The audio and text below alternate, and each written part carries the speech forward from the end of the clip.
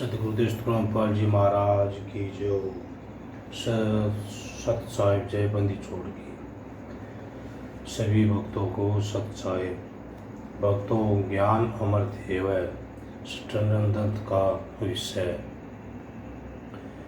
ये किताब शशि भूषण जी बिहार के वकील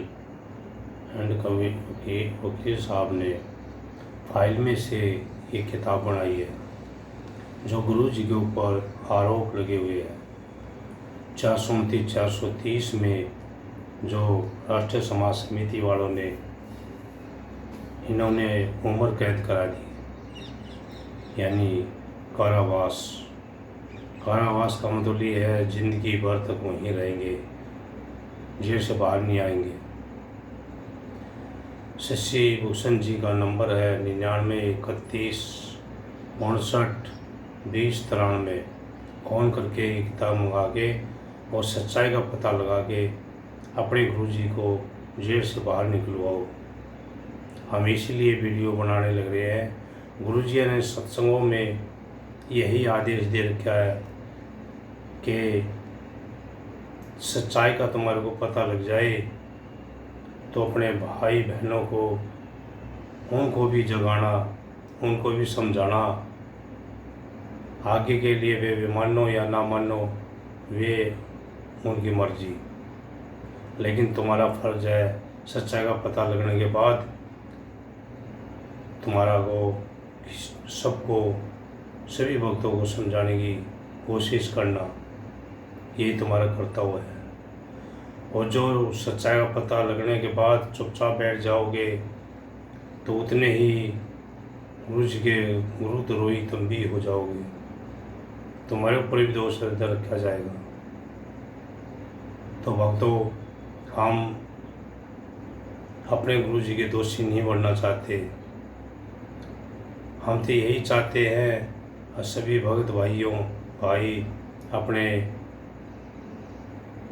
सच्चाई का पता लगा के अपने गुरु जी को बाहर निकलवा के उनके चरणों में पड़ गिर के अपनी गलती मान लो,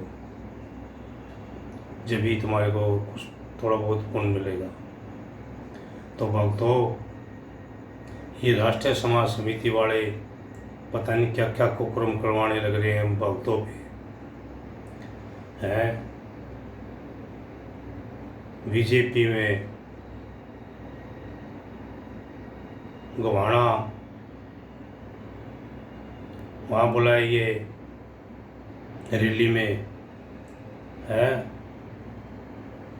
अरे जिससे भक्तों चोर राम का ढाका बलजीत पुरुषोत्तम राजेंद्र महेंद्र गुरु जी के बच्चे जो खुद ये कहने लग रहे हैं कि प्रशासन और सरकार से हमारी पूरी जानकारी पूरी उठ बैठ है, तो अपने गुरु जी को बाहर क्यों नहीं निकलवाते ये।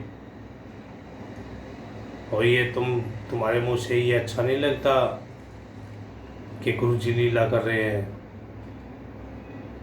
अरे तुमने तो अपने गुरु जी के लिए अपनी जान भी देनी दो ना, वो भी कम है भक्तों।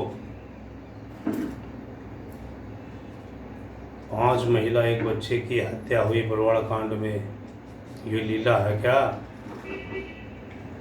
है? तुमने तो गुरु जी और बदनाम करा दिए और सजा करवा दी वो अलग। और अब भी गुरु जी के पीछे लगे हुए हो तुम, समझ के। अब भी तुम ये नहीं समझते कि हमारे गुरु जी के ऊपर ये केस लगे हुए हैं, तो हमारे गुरु जी कैसे बाहर आएंगे? कानून के हिसाब से ही तो आओगे ना, कानून के हिसाब से गए थे, कानून के हिसाब से आए होंगे।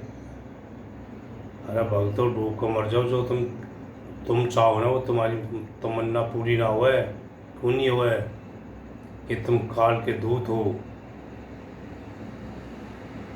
काल के एजेंट हो तुम। तुम्हारी कभी भी सच्चाई पूरी नहीं होगी। तुम ये कह रहे हैं ना कि गुरु जी लीला कर रहे हैं और तीसरा विविध होगा, ये होगा, वो होगा, फलाना होगा है। अरे कोरोना होया जब भी तो गुरु जी अंदर थे, नोटबंदी हुई जब भी तो गुरु जी अंदर थे। देश के ऊपर कितनी आप बताइए है। अरे भक्तों, ये और महर्षि जो है वे भी कहने लग रहे हैं कि संत रामपाल जी महाराज आदि शक्ति है, आदि शक्ति है ये।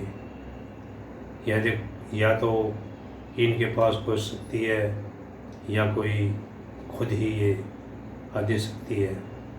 तो भक्तों, तुमने तो ज्ञान सुना है, सत्संग सुने हैं गुरु जियों के, लेकिन तुम तो इतने मूर्ख हो गए कि सत्संगों पे भी ध्यान नहीं दिया अपना।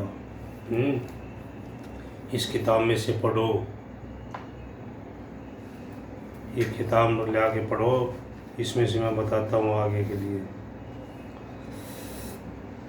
क्रोथा आश्रम के जमीन विवाद संबंधी विभिन्न मामले संत रामपाल जी महाराज ने प्रथम 1999 रोहतक जिला के क्रोथा गांव में अपना आश्रम स्थापित किए, जिसे सतलोक आश्रम क्रोथा के नाम से जाना जाता है।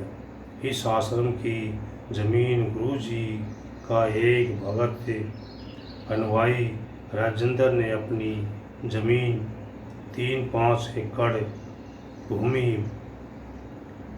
बंदी छोड़ भक्ति मुक्ति ट्रस्ट को दान में दिया।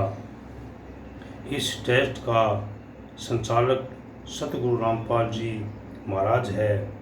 इस 3-5 एकड़ जमीन पर आश्रम निर्माण कर सत्संग करना प्रारंभ किए। एक समय की